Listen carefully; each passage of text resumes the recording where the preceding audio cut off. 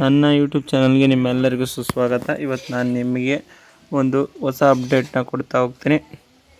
ಇವತ್ತು ನಾವು ವಾಶ್ರೂಮ್ ಜೊತೆಗೆ ಟಾಯ್ಲೆಟ್ ರೂಮ್ನು ಕೂಡ ಕಟ್ತಾ ಇದ್ದೀವಿ. ಅದು ನಿಮಗೆ ಕಾಣಿಸುತ್ತೆ ಆ ಕಡೆ ಪ್ಲೇಸಲ್ಲಿ ನಾವು ನಿಮಗೆ ವಾಶ್ರೂಮ್ ಮತ್ತು ಲೆಫ್ಟ್ ಸೈಡಲ್ಲಿ ನಿಮ್ಮ ಟಾಯ್ಲೆಟ್ ರೂಮ್ನ ಕಟ್ಟಿಸ್ತಾ ಇದ್ದೀವಿ.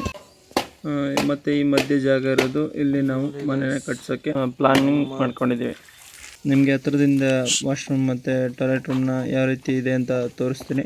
ಈ ಕಡೆ ಒಂದು ವಾಶ್ರೂಮ್ ನಮಗೆ ಅಂದರೆ ಸ್ನಾನ ಮಾಡೋಕ್ಕೆ ಅಂತ ಪ್ಲೇಸ್ ಇರೋದು ಇದನ್ನು ಇನ್ನೂ ಪೂರ್ತಿ ಮಾಡಿಲ್ಲ.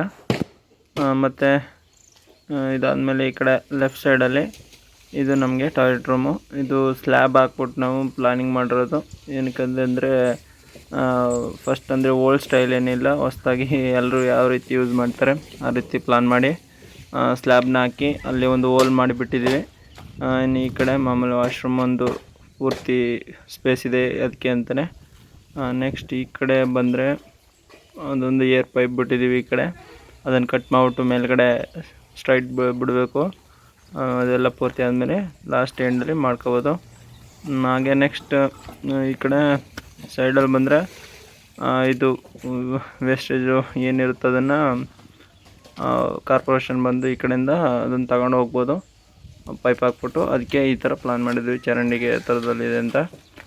ನೆಕ್ಸ್ಟ್ ಹಂಗೆ ಬಂದರೆ ಇನ್ನೇನು ಎಕ್ಸ್ಟ್ರಾ ಏನಿಲ್ಲ, ಇನ್ನೂ ಅರ್ಧದಲ್ಲಿ ನಿಂತಿದೆ ಕೆಲಸ.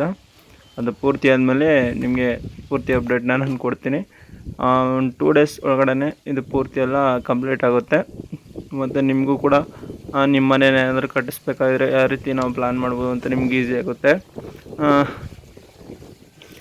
ಮತ್ತು ಇನ್ನೇನಿಲ್ಲ ಗೈಸ್, ಪ್ಲೀಸ್ ಸಬ್ಸ್ಕ್ರೈಬ್ ಮಾಡ್ಕೊಳ್ಳಿ, ಹಾಗೆ ಶೇರ್ ಮಾಡಿ, ಸಪೋರ್ಟ್ ಮಾಡಿ.